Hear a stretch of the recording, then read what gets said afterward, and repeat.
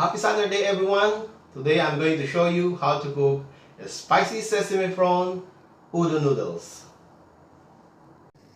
So for our ingredients, we need spring onion, cabbage, onion, garlic, oyster sauce, soy sauce, salt, pepper, chili flakes, sugar, cooked prawn, and of course, udon noodle.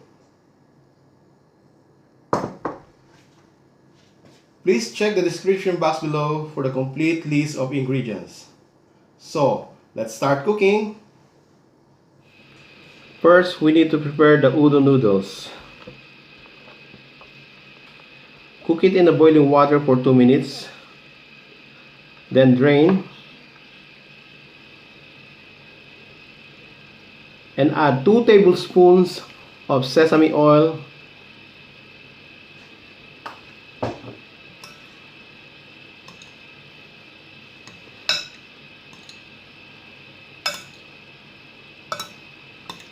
Mix it well and set aside.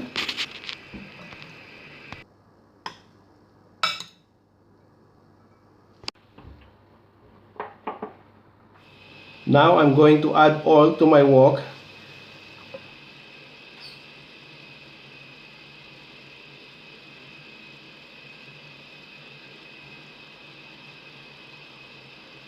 Then add the cabbage.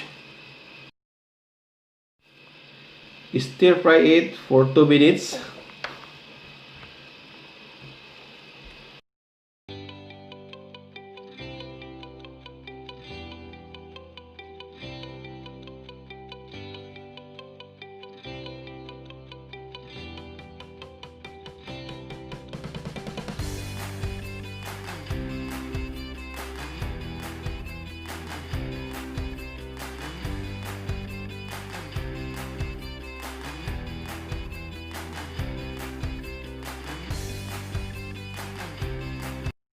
Then add the garlic,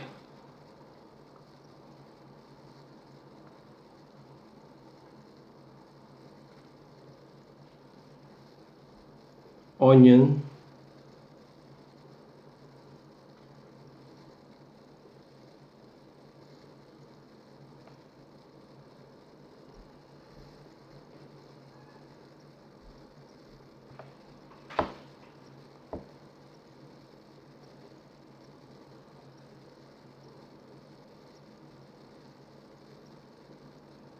a bit of sugar,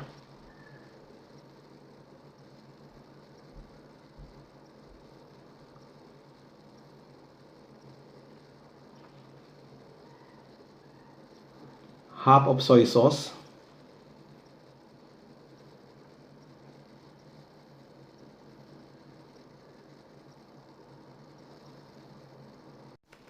and all of the oyster sauce, and cook it for 5 minutes.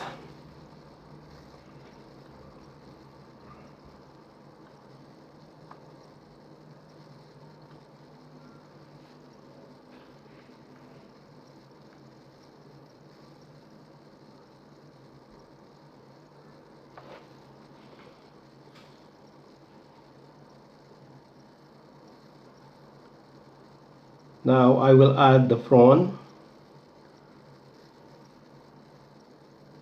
the spring onions,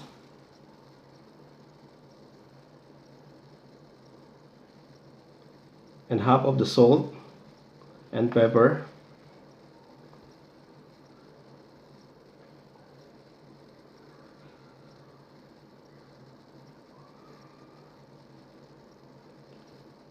Continue to stir fry for 3 minutes.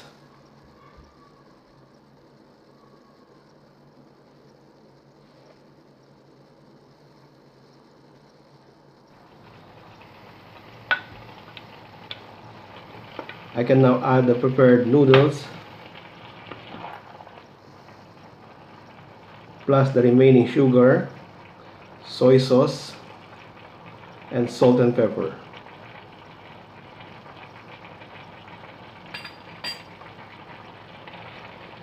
plus the chili flakes.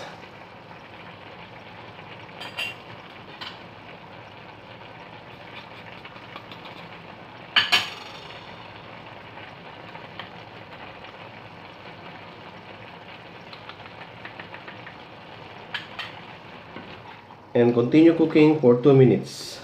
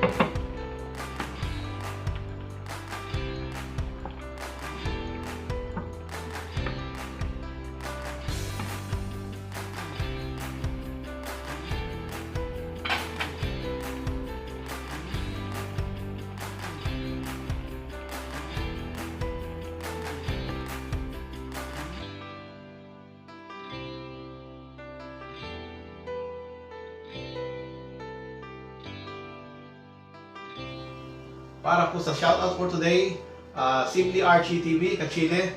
Maraming salamat sa suporta. At sa 3 kilyon bagong lipunang chapter ng Krame, shoutout po sa inyo. At pinababati po kayo ni Michael Rumaroog. At doon po sa hindi po nakakapanood ng blind audition ni Justine Apante, mapapanood niyo po siya sa YouTube. Maraming pong salamat.